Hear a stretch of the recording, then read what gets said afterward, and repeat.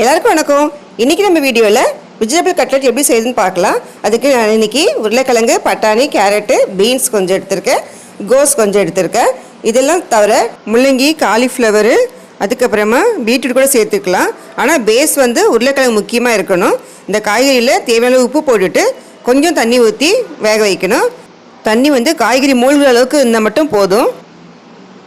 அப்படியே தண்ணி தெரியாமல் நீங்கள் அதிகமாக ஊற்றிட்டா கூட அதை எடுத்து வடிகட்டி சூப் மாதிரி செஞ்சு கொடுத்துருங்க.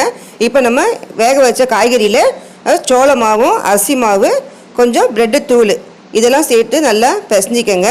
நம்ம ஏற்கனவே உப்பு சேர்த்துட்டோம், அதனால் உப்பு வந்து செக் பண்ணிக்கோங்க, வேணும்னா போட்டுக்கோங்க, இல்லைன்னா தேவை இருக்காது.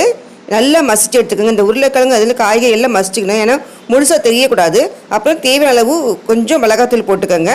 மிளகாத்தூள் போட்டு நல்லா மிக்ஸ் பண்ணிவிட்டு இதை நம்ம கட்லெட் மாதிரி செய்ய வேண்டியதான். நம்ம விருப்பப்பட்ட ஷேப் செஞ்சுக்கலாம், வட்ட வடிவமாகவோ இல்லை சதுர வடிவமாக செஞ்சுக்கலாம். இந்த மாதிரி தட்டிட்டு கையில் தட்டிட்டு இந்த ப்ரெட்டு தூளில் நல்லா பரட்டி எடுத்துக்கோங்க.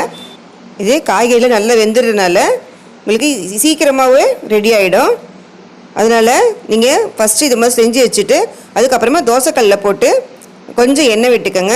நீங்கள் குழந்தைங்களுக்கு செய்யறதா இருந்தால் பட்டர் கூட சேர்த்துக்கலாம். கொஞ்சமாக விட்டு நல்லா ரெண்டு பக்கமும் நல்லா செவக்க வறுத்து எடுக்கணும். நல்லா கிறிஸ்பாக இருக்கும், மேலே வந்து கிறிஸ்பாக வரைக்கும் பண்ணணும். ஒரு பக்கம் ரெடியானோடனே அடுத்த பக்கம் திருப்பி போடுங்க.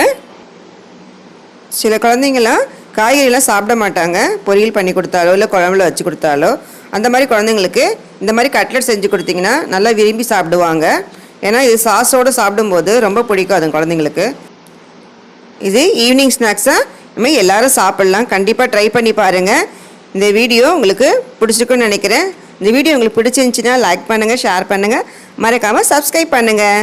தேங்க்யூ ஃபார் வாட்சிங்.